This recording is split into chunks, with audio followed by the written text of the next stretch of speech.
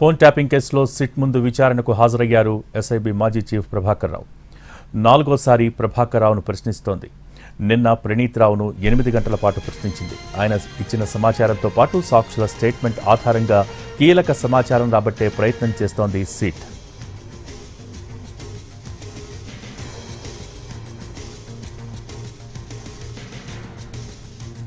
Phone tapping కేసులో SIT ముందు విచారణకు హాజరయ్యారు ఎస్ఐబి మాజీ చీఫ్ ప్రభాకర్ రావు. 4వ సారి ప్రభాకర్ రావును ప్రశ్నిస్తోంది సిట్. దీనికి సంబంధించి పూర్తి అప్డేట్స్ మా ప్రతినిధి కిరణ్ లైవ్ ద్వారా అందించేందుకు సిద్ధంగా ఉన్నారు. Kiran, over to you.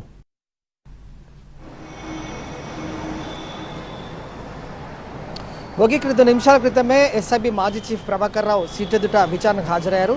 ఈరోజు 4వ సారి ఆయన విచారణ ఎదుర్కోబోతున్నారు. సో మరికొద్దిసేపట్లోనే ప్రణీత్ రావు కూడా సిట్ ఎదుట విచారణ కాబోతున్నారు. కాబట్టి ఇద్దరిని ఈ కేసులో చాలా కీలకమైన విషయాలు, అలాగే ఇప్పటివరకు సాక్షుల నుంచి స్టేట్మెంట్ రికార్డ్ చేసిన అంశాలు, అలాగే సిట్ దర్యాప్తు చేసిన ఆధారాలు, వివరాలు ఏవైతే ఉంటాయో వాటన్నిటిని బేస్ చేసుకొని ఈరోజు సిట్ ప్రభాకర్ రావును అలాగే ప్రణీత్ రావును ఇద్దరిని కూడా విచారించబోతోంది, ప్రశ్నించబోతోంది. వారి నుంచి కూడా స్టేట్మెంట్ రికార్డ్ చేయబోతుంది.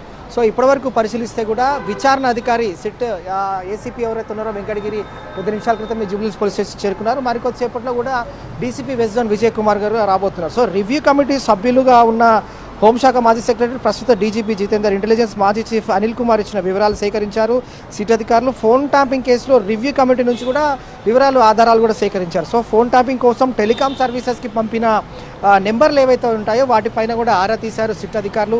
ఇప్పటివరకు పరిశీలిస్తే 618 ఫోన్ నెంబర్లను ఏ విధంగా ట్యాప్ చేశారు, అలాగే గత ప్రభుత్వ హయాంలో ఉన్నప్పుడు ప్రతిపక్ష నేతలే టార్గెట్గా, అలాగే బిజినెస్ మెన్, జర్నలిస్టుల టార్గెట్గా ఏ విధంగా ఫోన్ ట్యాపింగ్ చేశారు, వాటికి సంబంధించిన ఆధారాలు ఏమున్నాయి, అలాగే ఫోన్ ట్యాపింగ్ చేసిన తర్వాత కూడా ప్రతిపక్ష నేతలు ఉన్నారు, ఎవరైతే బాధితులు ఉన్నారో వారికి సంబంధించి ఎలాంటి బెదిరింపులకు పాల్పడ్డారో ఇవన్నీ కూడా ఆధారాలు సేకరిస్తారు. సో డీజీపీ జితేందర్, మాజీ ఇంటెలిజెన్స్ చీఫ్ అనిల్ ఇచ్చిన వివరాల ఆధారంగా ఈరోజు ప్రభాకర్ రావును విచారించబోతుంది సిట్, అలాగే ప్రణీత్ రావును కూడా విచారించబోతుంది. సో పదవి విరమణ పొంది ఓఎస్డీగా ఉన్న Prabhakar Rao phone legal interception designated అధికారిగా ఏ విధంగా నియమించబడిందని కూడా ఆరా తీస్తూ ఉన్నారు. సో డిజిగ్నేటెడ్ అథారిటీ 7 రోజులు మాత్రమే ఈ ఫోన్ ట్యాపింగ్ సంబంధించిన ఆధారాలు సేకరించాల్సి ఉంటుంది. కానీ అలా జరగకుండా రోజుల తరబడి, అంటే 2023 నవంబర్ నుంచి కూడా కొద్ది రోజుల పాటు ప్రతి ఒక్క ప్రతిపక్ష పార్టీలో ఉన్నప్పుడు నాయకులకు సంబంధించిన నెంబర్స్, అలాగే బిజినెస్ మ్యాన్, అలాగే జర్నలిస్టులకు సంబంధించిన ఫోన్ కాల్ ఏవైతే ఉన్నాయో వాటన్నిటి కూడా రికార్డ్ చేయడం, గత ప్రభుత్వ హయాంలో వీరందరూ కూడా ఎవరికి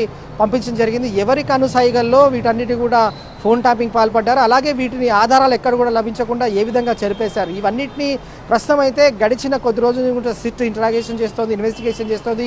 ఇటు ప్రణీత్ రావు, భుజంగరావు, తిరుపతన్నలు, అలాగే ఇటు రాధాకిషన్ రావు, ఈ నలుగురు ఇచ్చిన నిందితుల స్టేట్మెంట్, కన్ఫెషన్ స్టేట్మెంట్ బేస్ చేసుకొని ప్రణీత్ రావును ప్రశ్నించింది. అతని నుంచి కూడా ఆధారాలు సేకరించింది.